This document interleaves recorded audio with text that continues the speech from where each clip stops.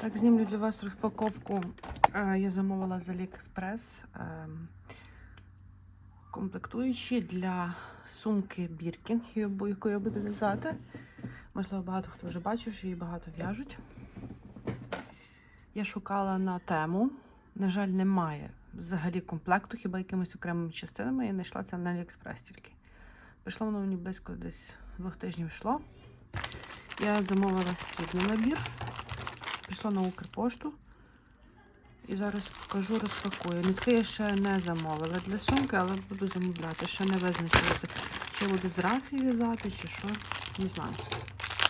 Ще думаю.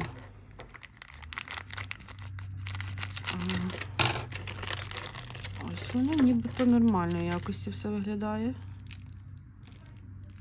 Замочок. Це для низу сумки. Це на боковинки. Так, ще потім буду розбиратися, як це все закручувати. Замочок, власне. І це все теж закладати.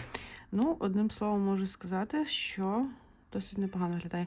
Заплатила я за це близько десь до 400 гривень. Так.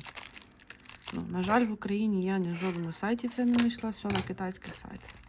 Але єдине, що шкодую, що не на тему, тому що там швидше приходить, я там часто посилки замовляю, а на AliExpress я вже перестала замовляти і того довелося окремо. Замочок працює. Все нормально. Кому буде потрібно посилання? Там було золотистого кольору, срібного і ще якогось металевого, такого більш сірого. Так. Все розпаковувати не буду. Нема сенсу. Тут нічого не пошкодилось під час транспортування. Так. Все нормально. Це плівка, походу, да? Це плівка. Тут плівка наклеєна. Ну що, то класно. Ну, можу сказати, що досить непоганої якості. А і тут плівка також. Коли вже це все інсталюю, коли зв'яжу сумку, обов'язково це все покажу ще раз. Так. Кого цікавить посилання, бо там є багато різних продавців. Де я сама брала, я можу скинути посилання в коментарі, тому пишіть, якщо вам цікаво. І будемо в'язати сумку Birkin.